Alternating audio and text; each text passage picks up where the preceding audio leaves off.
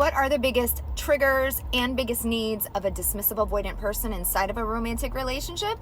Here we go. I'm Dr. Sarah Hensley. I'm a specialized social psychologist, and I've been studying the science of attachment and attraction inside of romantic relationships for nearly 20 years. And Carline Relationship Advice is back, baby! So dismissive avoidants have a defectiveness wound, and I need you to understand that defectiveness is extremely painful, and it absolutely predicts why they behave the way they do. Defectiveness says that you are broken and you cannot be fixed. There's nothing that can be done to fix you.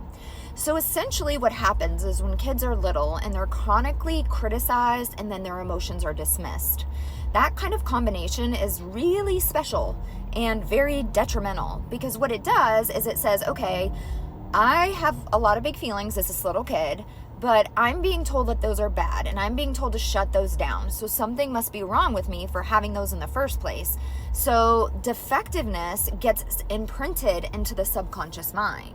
And then the self-concept becomes built upon a foundation of internalized shame. And shame is super painful because, again, it hits at the level of identity. It says you are bad. Not what you've done is bad, but you are bad. So what activates that defectiveness wound for the dismissive avoidant?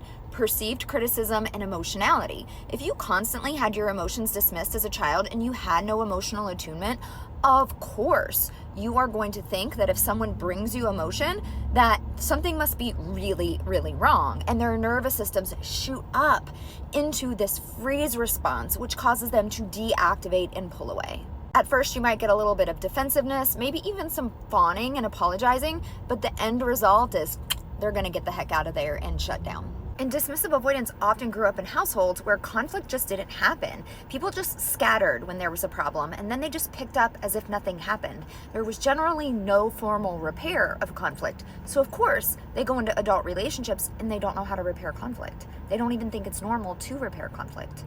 And by far, their biggest need inside of a relationship is amicability, agreeableness. You all get along, no conflict, no fighting, no criticism. They want it to be easy. They want it to be peaceful.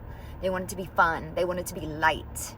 Dismissive avoidants don't know how to process their emotions. They do not know how to feel their feelings.